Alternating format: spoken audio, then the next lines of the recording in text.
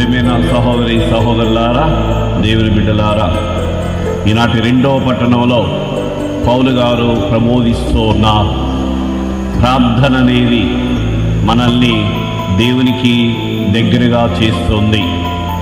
ప్రార్థన అనేది దేవునితో మన సంబంధాన్ని బలపరుస్తూ ఉంది.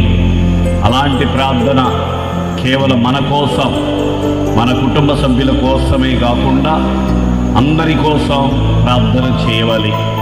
అధికారుల కోసం, సేవకుల కోసం, వైద్యుల కోసం, చిన్నవాళ్ళ కోసం, పెద్దవాళ్ళ కోసం, అందరి కోసం కూడా, ప్రత్యేకంగా పేదలు, దరిద్రులు, వికలాంగులు, అనాథులు, వాళ్ళందరి కోసం కూడా మనం ప్రార్థించినప్పుడు మనందరి ప్రార్థన బట్టి వారు దేవుని యొక్క దయను పొందుతారు.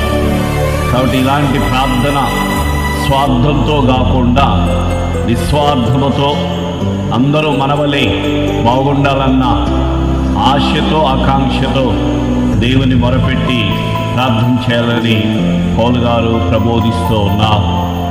ఆ ప్రార్థించే కృపావరమును మాకు దయచేయి.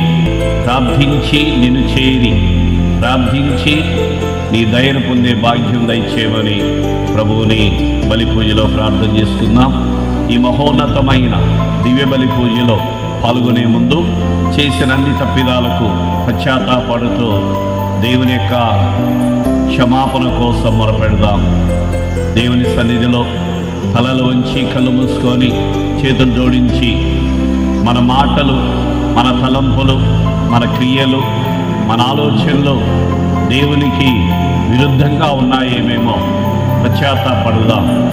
కరుణ కలిగిన దేవ, జారిపడే దేవ, ఆదరించే ప్రభువా, నేను పాపినై ఉన్నాను ప్రభువా. మహాపరిశుద్ధమైన నీ సన్నిధిలో నా పాపములన్నీ కూడా ఒప్పుకొని శుద్ధి చేయబడి, కడగవేయబడి నీ ఆశీర్వాదం పొందే భాగ్యం దయచేయమని మొరపెట్టి ప్రార్థన చేసుకుందాం.